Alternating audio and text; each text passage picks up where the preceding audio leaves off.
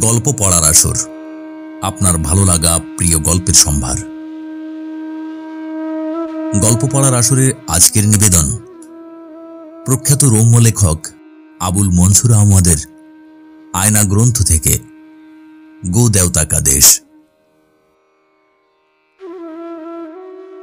দিনটাও ছিল বেজায় গরম, মেজাজটাও ছিল নিতান্ত চড়া।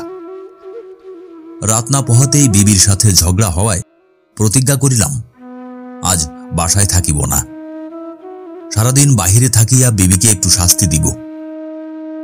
কিন্তু যাই বা কোথায় চাই, জামা কাপড় লইয়া আর চোখে বিবির দিকে দৃষ্টিপাত করিয়া লইলাম। বিবি ভ্রুক্ষেপও করিল না। রাগ আমার আরো বাড়িয়া গেল। জোরে জোরে পা ফেলিয়া রাস্তায় নামিয়া পড়িলাম। বন্ধু রশিদের বাসায় আসিয়া দেখিলাম প্রচণ্ড আড্ডা, বিষম কোলাহল। আমাকে দেখিয়া সবাই একযোগে চিৎকার করিয়া উঠিল, চলো নৌকা ভ্রমণে যাওয়া যাক। বাড়ির বাহিরে সারাদিন, চাই কি সারা সপ্তাহ কাটাইয়া দিবার যে কোনো সুযোগে আমার আনন্দিত হইবার কথা, কিন্তু নৌকা ভ্রমণের কথা শুনিয়া আমি শিহরিয়া উঠিলাম। ছেলেবেলা এক বেটা গণক বলিয়াছিল যে আমার মৃত্যু পানিতে ডুবিয়া। সেই হইতে আমি নদী তো চুলায় যাক, পুকুরেও গোসল করিতাম না। তারপর কলিকাতায় আসিয়া পুকুরের বদলে পানির কলের সুবন্দোবস্ত দেখিয়া স্বস্তির নিঃশ্বাস ফেলিয়াছিলাম। নিতান্ত দায় ঠেকিয়া একবার বর্ষাকালে পল্লীগ্রামের বাড়িতে যাইতে হইয়াছিল। প্রায় 15 হাত প্রশস্ত এক নদীর খেয়া পার হইতে গিয়া অনেক ভাবিয়া চিন্তিয়া খোদার নাম লইয়া নৌকায় উঠিলাম। 5-6 জন আরোহীর ঠিক মাঝখানে দাঁড়াইয়া আল্লাহর নাম জপ করিতে লাগিলাম। কিন্তু নৌকা যেই মাঝ নদীতে গিয়া পড়িল, অমনি হাঁটু দুটি ঠক ঠক করিয়া কাঁপিতে লাগিল।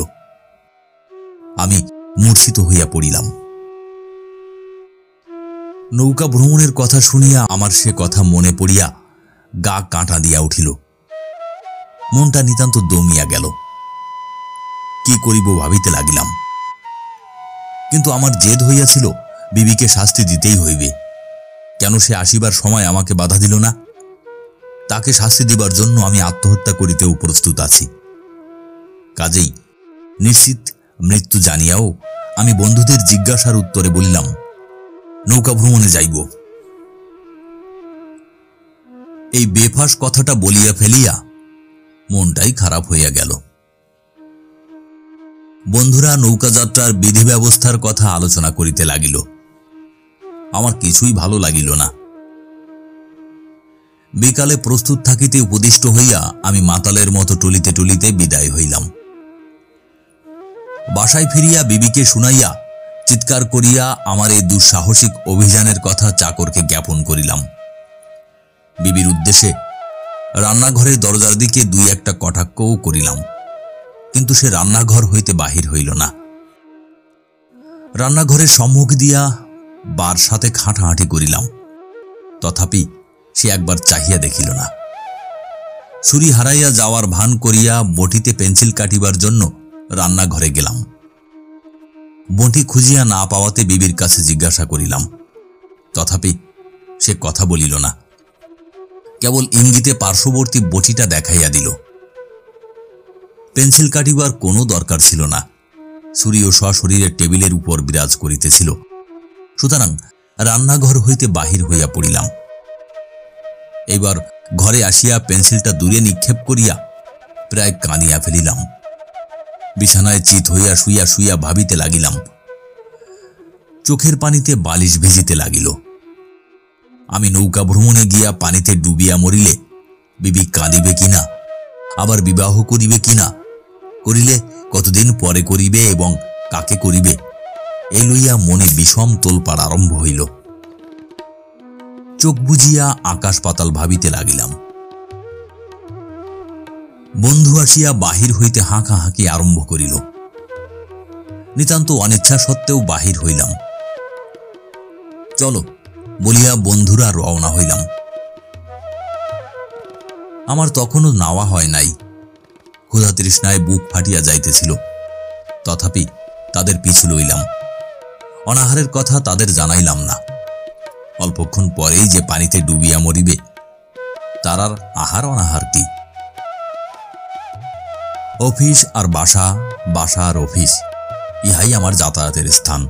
সুতরাং বর্ষায় গঙ্গা যে সাগর হইয়া বসিয়া আছে, সে খবর আমার জানা ছিল না। মাথা হইতে পা পর্যন্ত ঝিমঝিম করিতে লাগিল। বন্ধুরা বিরাট হল্লা করিয়া নৌকায় উঠিল। আমি নিতান্ত অন্যমনস্ক হইয়া তখনও তীরেই দাঁড়াইয়াছিলাম। ডাকাডাকিতে চমক ভাঙিল। আমি উদ্দেশ্যে স্ত্রীকে শেষ চুম্বন দিয়া আল্লাহর নাম করিতে করিতে ফাঁসির আসামি যেমন করিয়া মঞ্চে আরোহণ করে, ঠিক তেমনি করিয়া নৌকায় আরোহণ করিলাম। নৌকা চলিতে লাগিল। বন্ধুরা গান করিতে লাগিল কি কোলাহল করিতে লাগিল, আমার ঠিক মনে নাই। বোধহয় গানই হইবে, কারণ গানের আয়োজন করা হইয়াছিল। আমার সেদিকে লক্ষ্য ছিল না। আমি আকাশের দিকে চাহিয়াছিলাম। দেখিলাম পশ্চিম আকাশে মেঘ করিয়াছে। সেই মেঘের মধ্যে আমি আজরাইল ফেরেশতার মুখ দেখিতে পাইলাম। তিনি আমার দিকে অঙ্গুলি সংকেত করিয়া তাঁর চরদিগকে কি বলিতেছেন। ব্যাপার কি বুঝিতে আমার আর বাকি রহিল না। বন্ধুদের কোলাহলে আমার ধ্যান ভঙ্গ হইল। দেখিলাম তারা সবাই চিৎকার করিতেছে। সবারই মুখে আতঙ্ক ফুটিয়া উঠিয়াছে। নৌকা বিষম দুলিতেছে। বুঝিলাম ঝড় উঠিয়াছে।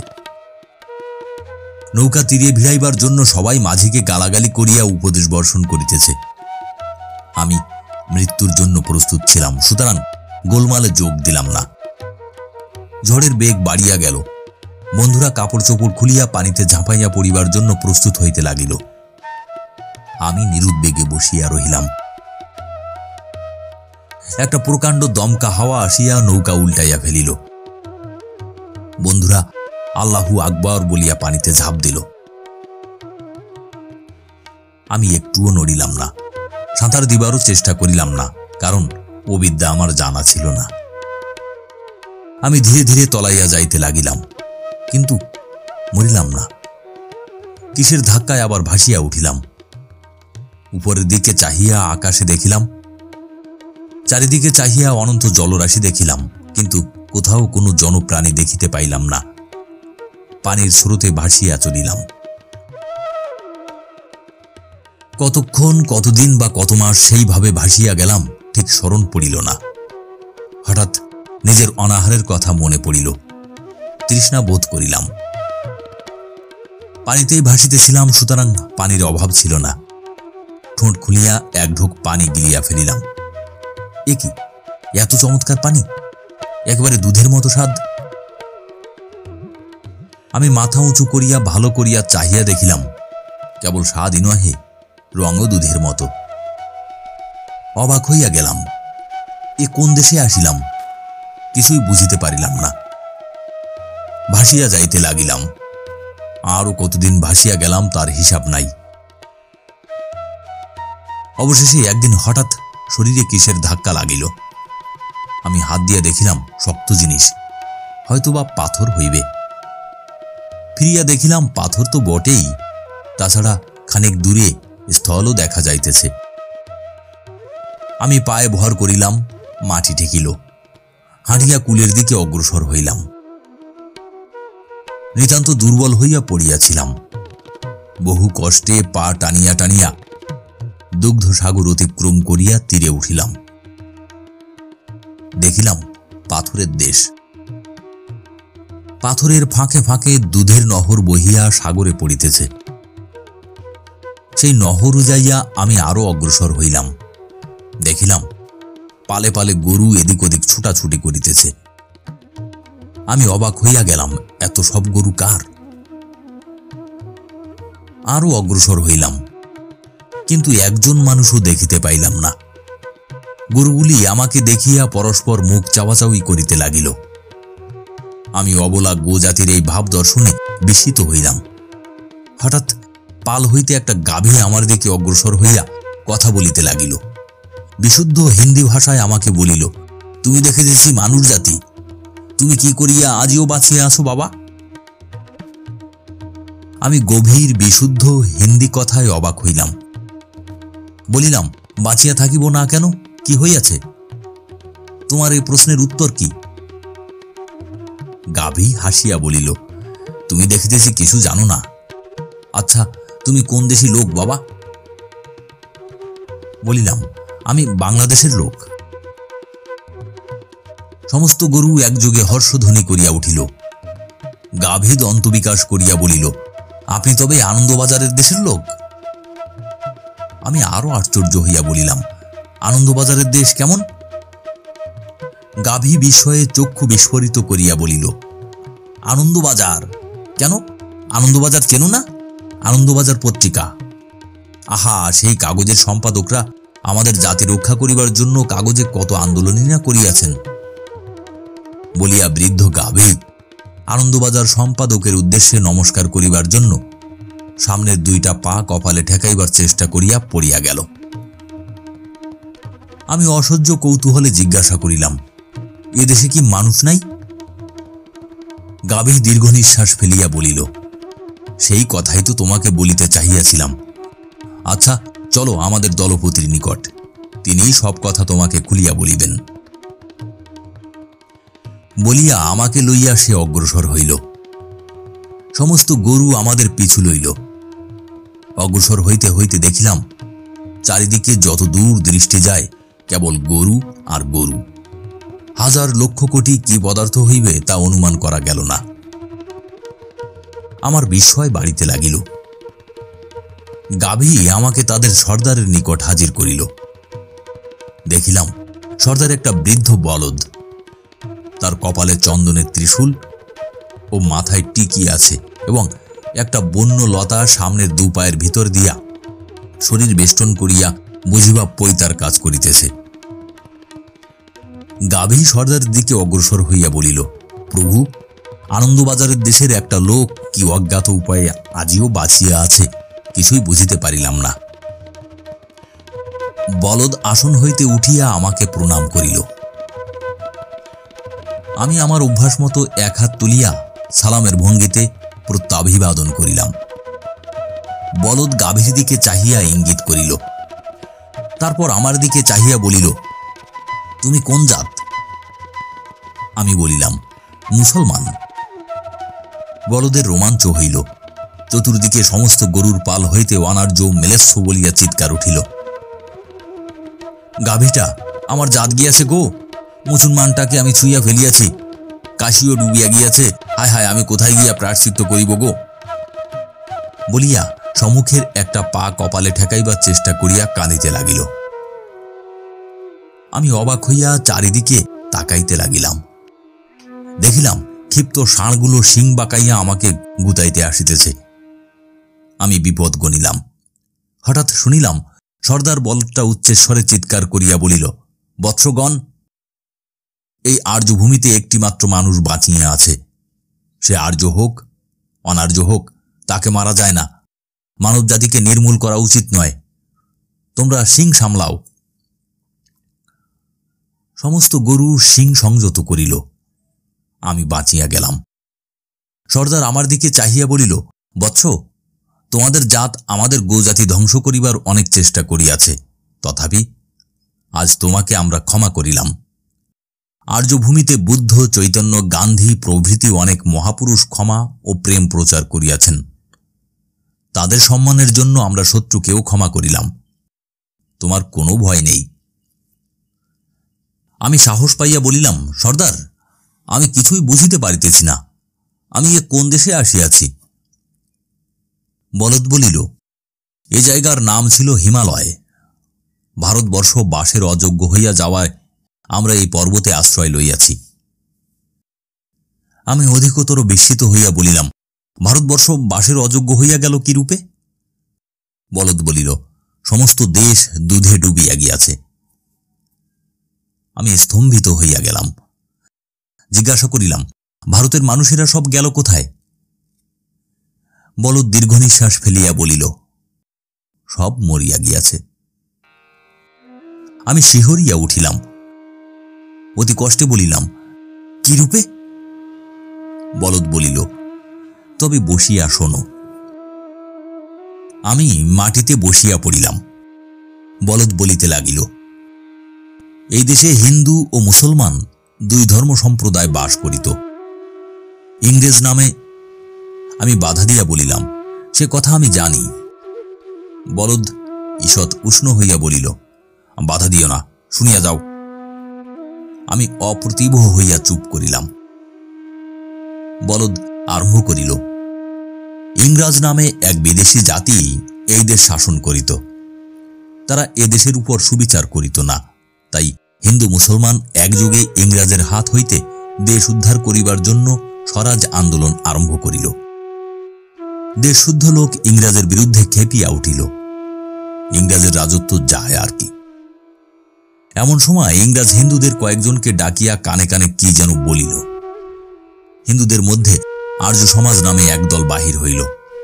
তারা চিৎকার করিয়া হিন্দুদিগকে বলিতে লাগিল, ইংরাজ গোমাতার হত্যা সাধন করে বলিয়াই তো আজ আমরা ইংরাজ তাড়াইবার চেষ্টা করিতেছি, কিন্তু আমাদের সঙ্গীরাই যে গো হত্যা করে, তাদের আমরা কি করিব? হিন্দুরা ফিরিয়া দাঁড়াইল, বলিল, তাই তো। মুসলমান দিগকে বলিল, তোমরা যদি এদেশে থাকিতে চাও তবে গরু খাওয়া ছাড়ো, অন্যথায় ইংরাজের সঙ্গে একই জাহাজে চড়িয়া পশ্চিমের দিকে সাগর পাড়ি দাও। মুসলমান বলিল, বারে, আমরা বুঝি এদেশের কেউ নই, কেন আমরা এদেশ ছাড়িয়া যাইব? হিন্দুরা বলিল, এদেশ না ছাড়ো, গরু খাওয়া ছাড়ো। মুসলমান জাতটা ছিল বড় একগুঁয়ে, আমাদের ধ্বংস করাই ছিল তাদের উদ্দেশ্য। তারা বাকিয়া বসিল, বলিল, আমরা গরু খাওয়া ছাড়িব না, এদেশও ছাড়িব না, কারণ গরু আমাদের খাদ্য এবং এদেশ আমাদের জন্মভূমি। হিন্দুরাও রাগিয়া গেল, বলিল, তবে রে বেটারা, আমাদের দেশে বাস করিয়া আমাদেরই সঙ্গে আড়ি, জলে বাস করিয়া কুমিরের সঙ্গে ঝগড়া। ইংরেজ তাড়াইবার আগে তোদেরই এদেশ হইতে তাড়াইব। মুসলমানরাও বলিল, আসো তবে, আজ এক হাত হইয়া যাক। উভয় দলে সাজ সাজ সাড়া পড়িয়া গেল। গোরক্ষা আন্দোলনের প্রবর্তক আর্য সমাজীরা হিন্দুদিগকে বলিল, সবাই মুসলমানদের সঙ্গে যুদ্ধ করিতে গেলে গোমাতার সেবার অসুবিধা হইবে, তোমরা যুদ্ধে যাও, আমরা গরুর ঘাস কাটি। হিন্দুরা দেখিল কথা মন্দ নয়, যে গো দেবতার জন্য যুদ্ধ, তার সেবার ত্রুটি হইলে দেবতারাও অসন্তুষ্ট হইবেন, যুদ্ধ করাও ব্যর্থ হইবে। হিন্দুরা বলিল, তথাস্তু। আর্যরা গরুর ঘাস কাটিতে গেল। হিন্দুরা যুদ্ধক্ষেত্রে অবতরণ করিল। ভীষণ যুদ্ধ আরম্ভ হইল। দিন রাত অবিরাম লড়াই চলিতে লাগিল। ইংরাজ দেখিল এভাবে রাজ্য শাসন করা চলে না, অতএব তারা পুলিশ দিয়া যুদ্ধক্ষেত্রে শান্তি রক্ষা করিতে লাগিল। যুদ্ধক্ষেত্রের আশপাশে ঘাস কাটা নিরাপদ নয় মনে করিয়া এবং যোদ্ধাগণের হস্তচ্যুত তরবারি গোদেবতার গায়ে লাগিয়া গোহত্যা পাপের অনুষ্ঠান হইতে পারে ভয়ে আর্য সমাজীরা ভারতের সমস্ত গরু লইয়া বেনারস হিন্দু বিশ্ববিদ্যালয়ের বোর্ডিংয়ে আশ্রয় লইল। ইংরাজ তার সমস্ত সৈন্য সামন্ত লইয়া যুদ্ধক্ষেত্রে শান্তি রক্ষায় নিয়োজিত থাকিল। সুতরাং খুব শান্তির সঙ্গেই যুদ্ধ চলিতে লাগিল। প্রত্যহ লক্ষ লক্ষ লোক নিহত হইতে লাগিল। অবশেষে উভয় পক্ষের সকলেই নিহত হইল, একজন লোকও বাঁচিয়া রহিল না। সুতরাং যুদ্ধ থামিয়া গেল। স্থায়ী শান্তি প্রতিষ্ঠিত হইল দেখিয়া ইংরাজ নিশ্চিন্ত আনন্দে ক্লাবে ফিরিয়া গেল। কিন্তু অধিক দিন আরামে কাটিল না। 30 কোটি লাশ যখন একসঙ্গে পচিতে আরম্ভ করিল, তখন তা হইতে অসহ্য দুর্গন্ধ বাহির হইল। ইংরাজ নাক বন্ধ করিয়া এদিক ওদিক ছুটাছুটি করিতে লাগিল। নাকে এসেন্সের সেফি 24 ঘণ্টায় ঢুকাইয়া রাখিল, কিন্তু কোনো ফল হইল না। কতক দুর্গন্ধে, কতক কলেরায় অল্পদিনেই সমস্ত ইংরাজ মরিয়া গেল। আর্য সমাজীরা ইতিমধ্যে আমাদিগকে লইয়া কাশীর মন্দিরে আশ্রয় লইল। কাশী নিতান্ত পুণ্য স্থান, তাই সেখানে দুর্গন্ধ প্রবেশ করিল না। আমাদিগকে লইয়া সেখানে আর্যরা নিশ্চিন্তে বাস করিতে লাগিল। কিছুদিন এইভাবে গেল।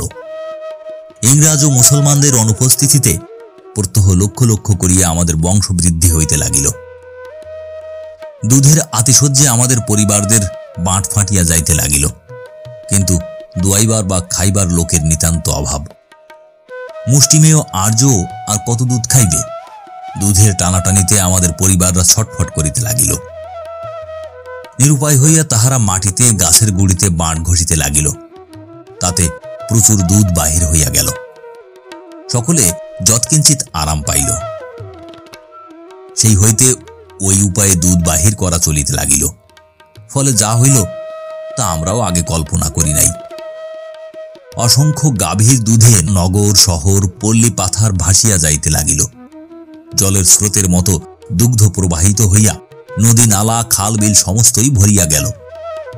সে সমস্তেও যখন আর ধরিল না, তখন ক্রমে দেশ ডুবিয়া যাইতে লাগিল। ক্রমে কাশীতেও বাস করা আর সম্ভব হইল না। সমস্ত বাড়ি ঘর দুধে ভরিয়া গেল। আর্য সমাজীরা বলিল, চলো পাহাড়ে গিয়া চড়ি। আমরা সকলে দুধের সাগর সাঁতার কাটিতে কাটিতে হিমালয় পর্বতের দিকে অগ্রসর হইতে লাগিলাম। মানুষ জাতি আমাদের মতো কষ্ট সহিষ্ণু নয়। পথে এক এক করিয়া সমস্ত আর্য দুধের সাগরে ডুবিয়া মরিল।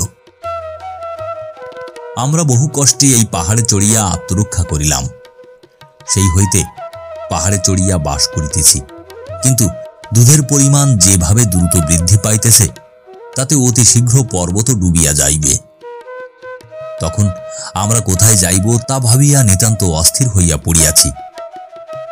তোমার আসিবার আগে আমরা সে কথাই আলোচনা করিতেছিলাম। ওই যে দুধের বান আসিতেছে, সতর্ক হও। বলিতে বলিতে বলদ খাড়া হইয়া উঠিল। আমি ভয় পাইয়া পিছন ফিরিলাম। দেখিলাম দুধের বিরাট ঢেউ পর্বত প্রমাণ উঁচু হইয়া আমাদের দিকে আসিতেছে। বলদ এক লাফে 10 হাত দূরে ছিটকাইয়া পড়িল এবং লেজ তুলিয়া দৌড় মারিল। আমি নড়িবার অবসর পাইলাম না। প্রকাণ্ড একটা ঢেউ আসিয়া আমাকে তলাইয়া ফেলিল। আমার শ্বাস বন্ধ হইয়া গেল। আমি কথা বলিবার চেষ্টা করিয়া গোঙাইয়া উঠিলাম। আমার ঘুম ভাঙিয়া গেল। দেখিলাম সেই প্রচণ্ড গরমে আমি 3-4টা লেপ চাপা পড়িয়া আছি। ঘামে সর্বশরীর ভিজিয়া গিয়াছে। আমার স্বপ্নের আমেজ তখনও কাটে নাই। ব্যাপার কি ভাবিতে লাগিলাম। হঠাৎ স্ত্রীর খিলখিল হাসিতে আমার তন্দা ছুটিয়া গেল। ধর্মড় করিয়া উঠিয়া বসিলাম। স্ত্রী হাসিতে হাসিতে বলিল, রাগ করিয়া নৌকা ভ্রমণে যাওয়া হইতেছিল বুঝি? নাও, আর রাগের সুবিধা হইল না। গোসল করিয়া ভাত খাও বলিয়া একখানা কাগজ হাতে দিল। দেখিলাম রশিদ লিখিয়াছে, গায়ক সুরেন বাবুর অসুখ হওয়ায় আজ নৌকা ভ্রমণ স্থগিত রাখা হইল।